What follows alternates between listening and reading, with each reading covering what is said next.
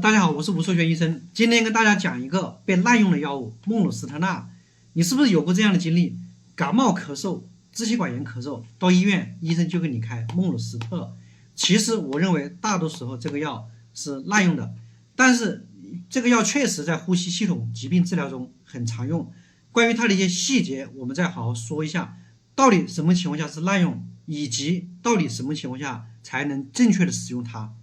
所以在讲这个药之前，我们把它打开看一下它的药物说明书。你们用药之前一定要学会自己看一下说明书，它有一些副作用，比如说常见的上呼吸道感染症状加重，流鼻涕、嗓子痛，有人会出现肚子痛、腹泻，尤其是小朋友，胃肠道反应更明显一点。另外少数人可能会出现头痛、头晕，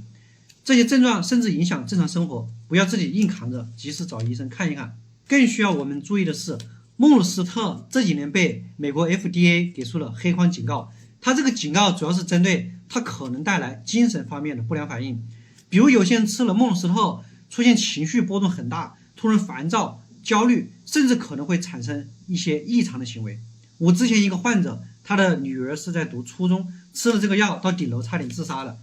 虽然这些情况不是每个人都能遇得到，但是我们一定要提高警惕，知道这些副作用好应对它。特别是家里面有小孩子在用这个，或者本身情绪本来就不稳定，用药的时候一定要多留意一下他的情绪变化。那么孟鲁司特真正的适应症有哪些？我们就看一下它的说明书。它主要是用于哮喘的预防、长期治疗，不管是成年人还是儿童，哮喘都适合。所以它没有写治疗感冒或者支气管炎。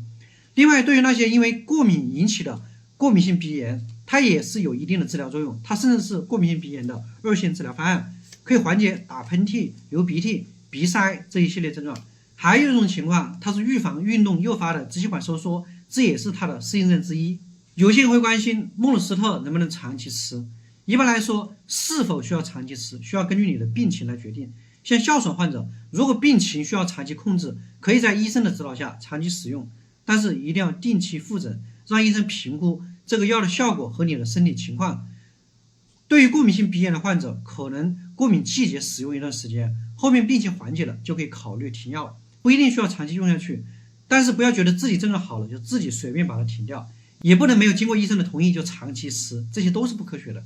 最后我再强调一下孟鲁司特的注意事项，用药期间一定要关注自己的身体和精神状况，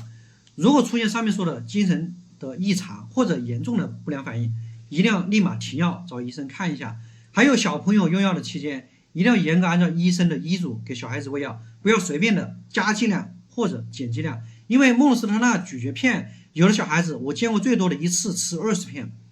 同时要观察小孩子用药的时候的不良反应。如果你在使用孟鲁司特的时候还在吃其他的药，不管是处方药还是非处方药，一定要告诉医生，避免药物之间的相互作用不良反应。所以今天关于孟鲁司特的知识先讲到这里。要是大家想了解更多的关于呼吸道疾病的用药知识，欢迎点个关注，以后我会继续跟大家分享更多实用的医学知识。